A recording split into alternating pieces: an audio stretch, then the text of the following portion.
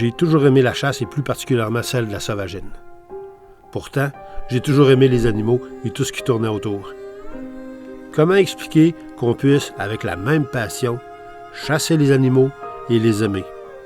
C'est ce que j'appelle le paradoxe du chasseur. Et ce questionnement-là, le présent court-métrage tente d'y répondre.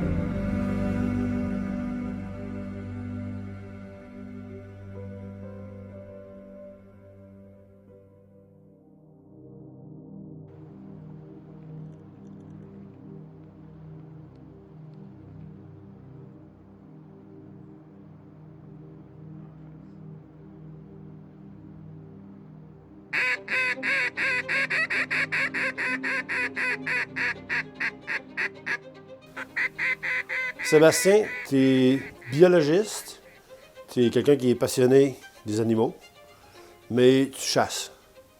Comment t'expliques ça? Comment c'est venu d'abord la chasse? De mon côté, les premiers contacts que j'ai eus avec la nature, c'est via la chasse. Donc, pour moi, c'est intimement lié. Pour moi, ça vient tout ensemble.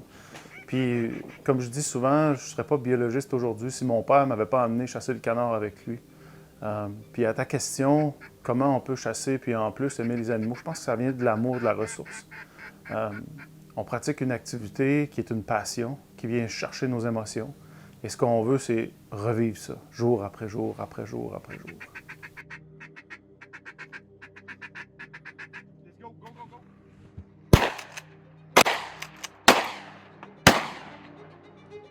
En 2024, la principale menace à la destruction des habitats, c'est le décrochage nature.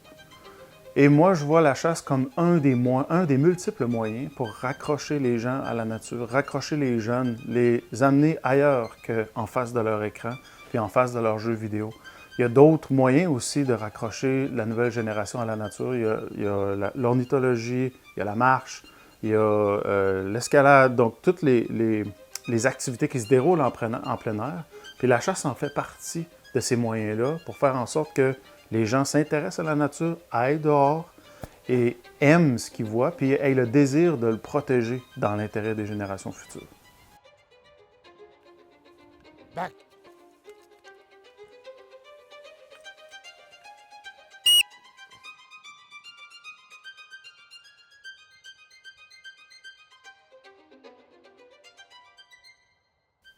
La régulation des populations est souvent un argument qui va dans les deux sens. Pour les chasseurs, dans le sens où la chasse permet de réguler les populations qui pourraient être autrement problématiques. On pense aux cerfs de Virginie, les accidents d'automobile, on pense à la Grande Oie des Neiges avec la destruction par elle-même de son habitat. Et c'est souvent un argument qui est utilisé par les gens qui aiment moins la chasse pour dire que ça n'est qu'un prétexte pour se livrer à la chasse. Ton opinion, c'est quoi là-dessus? En fait, je suis pas d'accord avec le fait que les populations en fait, qu'on va chasser sous prétexte qu'on régule les populations. Il y a eu vraiment des enjeux réels de conservation qui ont été associés à de la surabondance d'espèces. La Grande Oie des Neiges est un excellent exemple. Et puis, il faut savoir aussi que les populations de sauvagines, entre autres, sont extrêmement bien gérées. Il y a des inventaires aériens qui sont faits à tous les ans, puis c'est géré à l'échelle continentale. Et c'est géré par des biologistes d'expérience. Donc, puis on le voit avec la bernache du Canada en ce moment. Là, il y a une limite à 2 bernaches du Canada par personne par jour pour justement protéger la bernache migratrice, qui est un peu plus en difficulté ces jours-ci. À l'inverse, on augmente les limites pour la bernache résidente, qui cause, elle aussi, des enjeux de cohabitation.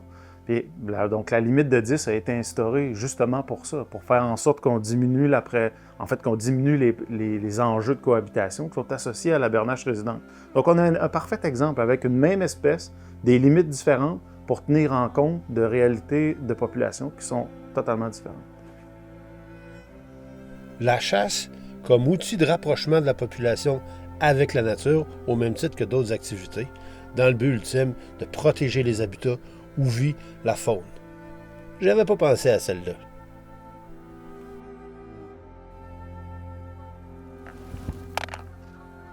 Go!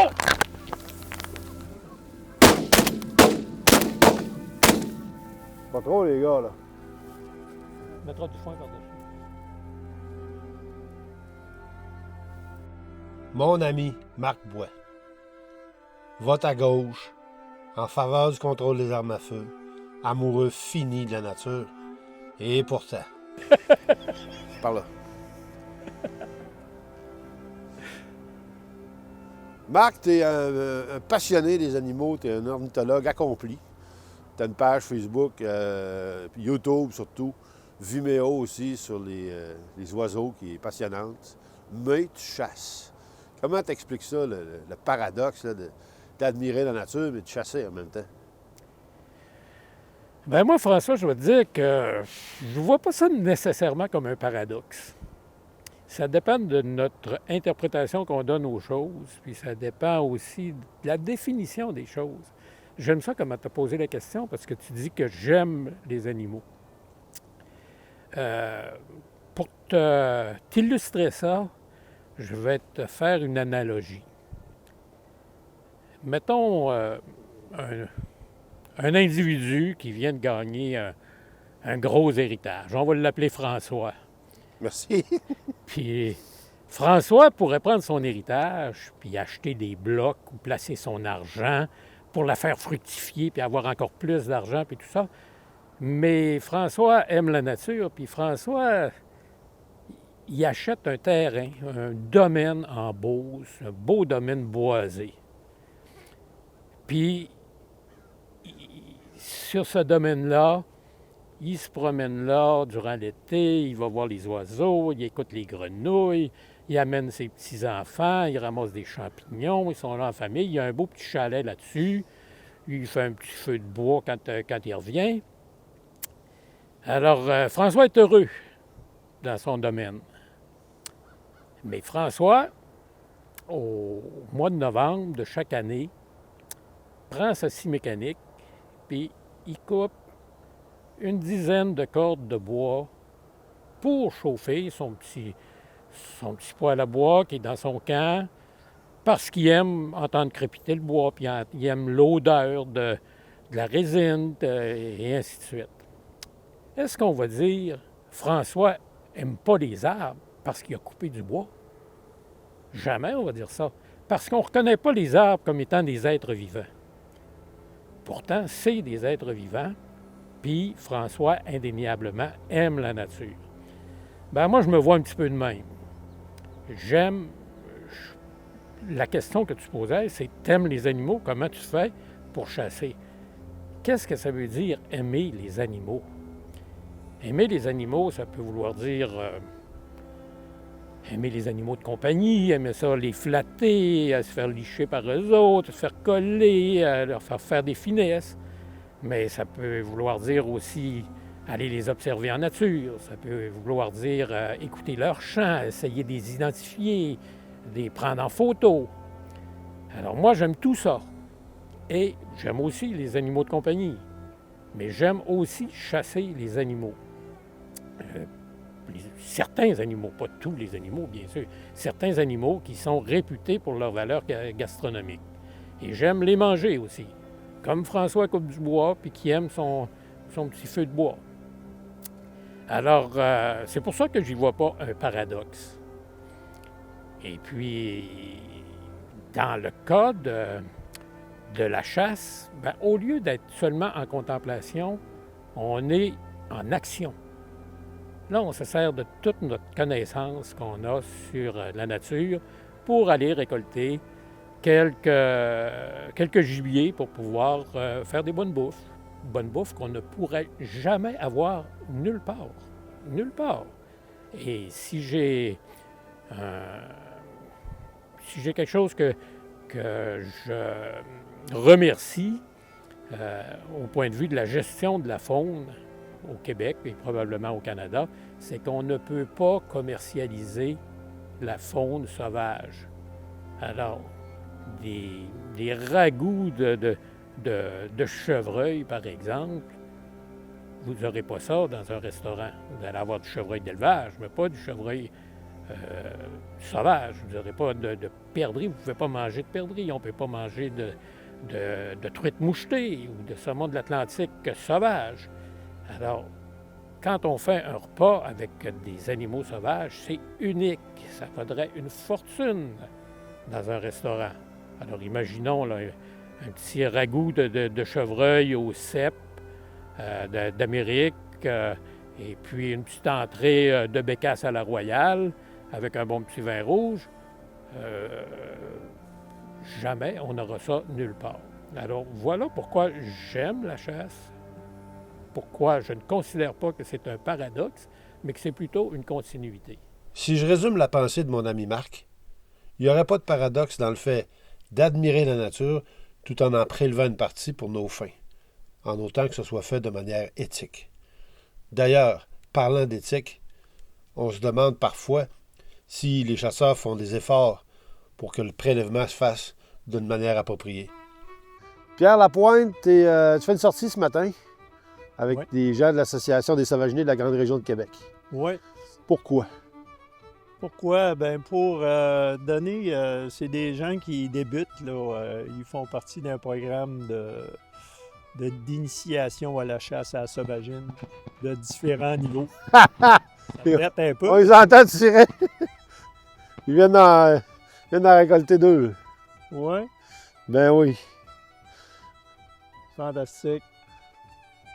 Écoute, c'est des affaires qui arrivent. Fait qu'ils sont là, oui, c'est ça. Ils sont là pour apprendre une éthique de chasse là, pour le programme d'initiation à la chasse. C'est des gens qui commencent à chasser là, au niveau de la sauvagine.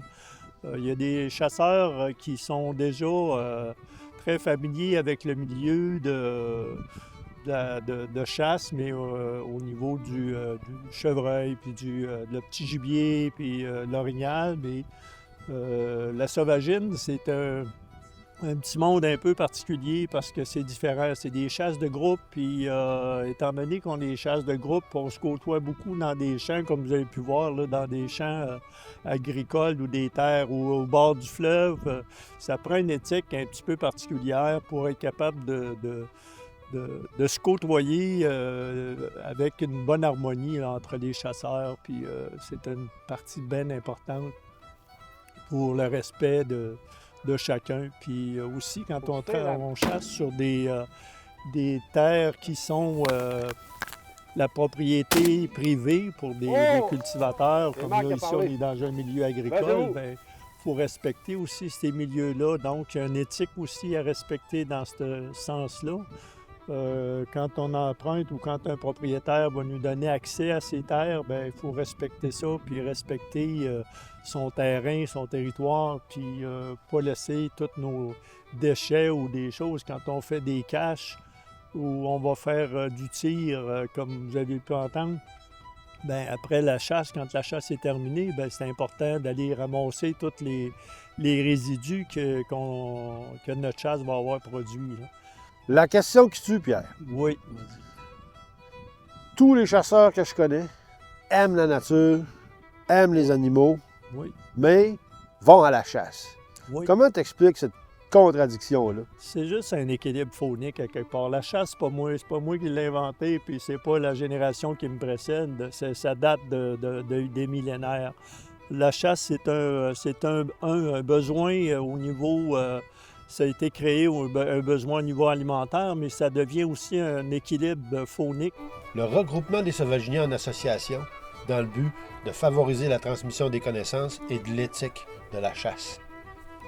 Pierre nous parle aussi de tradition, et c'est vrai, la chasse de la sauvagine est ancrée loin dans nos mœurs, où nos ancêtres devaient, en compagnie de nos frères et de nos sœurs des Premières Nations, utiliser le gibier pour survivre. Ces traditions-là de chasse se poursuivent de nos jours. Prenez votre temps. Quand je vous le dis, là, go les boys. Go!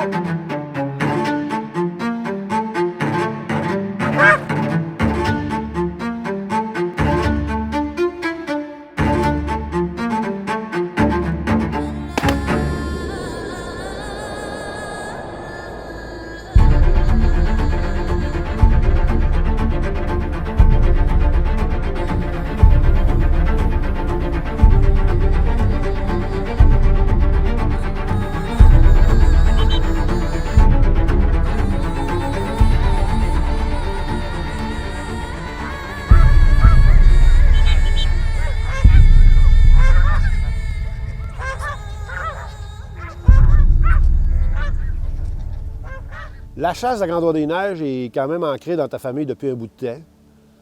Mais tu es un gars qui aime la nature, qui aime faire des images de la sauvagine. Comment t'expliques le paradoxe un peu? Là? Effectivement, j'ai une bonne passion pour la photographie des oiseaux, que ce soit les canards, les outardes, les bernaches. J'aime les prendre en vidéo et tout ça. J'ai un grand respect pour cet oiseau-là d'ailleurs. Mais il y a quand même un petit côté aussi qu'on les aime les prendre en photo. Mais le lendemain matin, on s'en va à la chasse, puis on utilise une arme à feu, un petit côté un petit peu plus morbide de la chasse. Mais pour nous, je suis né dans une famille de chasseurs de Cap-Tourmente. À l'âge de 4 ans, mon grand-père nous amenait en 4 roues sur la batture. On dormait dans la cache à cet âge-là, puis on entendait des coups de fusil. Ça a toujours été normal, les récoltes doigt des neiges. À l'époque, ma grand-mère, mon grand-père, ça vivait pas sur l'or, puis croyez-moi, on en a mangé des pâtés à l'oie blanche, puis des saucisses, puis tout ce que vous voulez, là, les produits transformés de la chasse à la sauvagine. Donc, à mon humble avis, la vision de la chasse va être surtout en fonction de peut-être le parcours du sauvaginier. Une personne qui a commencé à chasser plus vieux, à 36 ans, versus quelqu'un qui a commencé à chasser en plus jeune âge. Il y a plusieurs facteurs qui peuvent influencer la façon de voir les choses. Moi, je crois que malgré le côté qui peut être un peu plus, comment je pourrais dire, relié à la mort, il y a quand même moyen de faire une belle chasse à l'oie blanche, prendre une belle photo, placer les oiseaux, que ça soit propre, respectueux pour le gibier, quitte à mettre ça dans un tas, dans une boîte de pick-up comme de vulgaires déchets. Il y a moyen de, malgré le geste qu'on donne la mort à un oiseau, il y a quand même moyen, je crois, de faire ça là, de manière propre. Puis ainsi, éviter de choquer les gens dans la société qui aiment un petit peu moins la chasse que nous, les passionnés, en tant que sauvaginiers. Il faut faire attention à ça. C'est beaucoup de gens qui commencent de plus en plus à resserrer l'étau sur nous, les chasseurs de sauvagine. Et je crois que c'est justement plus important que jamais en ce moment de maintenir notre sport en action, continuer à pratiquer la chasse pour ainsi continuer à avoir le droit d'avoir des armes à feu et ainsi continuer à chasser. La chasse, donc, issue d'une longue tradition au Québec, mais pratiquée et exposée de manière respectueuse. Ceci étant dit, l'avenir de la chasse, ça ressemble à quoi? Y a-t-il de l'avenir dans la chasse? C'est quoi l'avenir de la chasse? Ce qui existe? Moi, je suis convaincu qu'il y a de l'avenir dans la chasse. D'ailleurs, on voit de plus en plus de jeunes qui chassent, de femmes qui chassent, de la chasse qui se fait en famille. La chasse, la façon dont la chasse est pratiquée est peut-être différente d'avant. L'approche est peut-être différente aussi, puis ça devient de plus en plus une activité globale.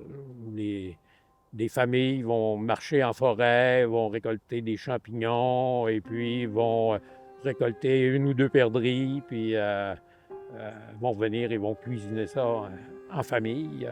Ça, c'est peut-être comme je vois le changement au point de vue de la chasse. C'était une activité exclusivement masculine il n'y a pas si longtemps, je pense. C'était une activité qui était exclusivement masculine et qui a évolué aussi. Là. Quand j'étais plus jeune, on ne chassait pas comme activité de loisir. On chassait pour aller chercher de la viande. On allait chercher un orignal pour manger pour l'hiver. Et puis, souvent, c'était un groupe d'hommes qui partaient, puis ils prenaient un coup, puis ils en profitaient pour relâcher ensemble. Maintenant, c'est plus ça. Nos connaissances au point de vue de la nature sont plus grandes, puis on recherche une activité plus globale. La passion que j'ai pour la nature et les animaux, pour moi, c'est vraiment complémentaire à la passion que j'ai pour la chasse. Même que je dirais que c'est une façon pour moi de pousser encore plus loin cette passion-là, parce que ça me force à aller récolter de l'information, en apprendre davantage sur le gibier que je convoite, le territoire sur lequel il vit, son habitat. Donc, ça me permet vraiment, à longueur d'année, finalement, de baigner un peu dans cet univers-là, puis de rester en contact avec la nature, pour moi, ça fait plein de sens de récolter ce que je mange. À partir du moment où je fais le choix de ne pas être végétarienne, ben pour moi, la meilleure option pour me nourrir, pour aller chercher de la viande, finalement, c'est de chasser. Je me fais vraiment le devoir d'honorer le fruit de ma récolte du mieux que je peux parce que j'ai un grand respect pour la nature puis ce qu'elle m'apporte. Chasser, c'est aussi accepter la défaite. C'est pas toujours des années de récolte et c'est bien correct comme ça aussi. Fait que c'est l'acceptation de ça. En conclusion, les chasseurs que j'ai rencontrés tout au long du tournage de ce film-là sont loin d'être les bêtes sanguinaires que certains se plaisent à décrire. Parce que la chasse a encore une place dans notre société plus que jamais. Ça nous rapproche d'une nature toujours plus éloignée, qui nous donne le sentiment d'appartenance à cette nature et le désir de la protéger pour les générations futures.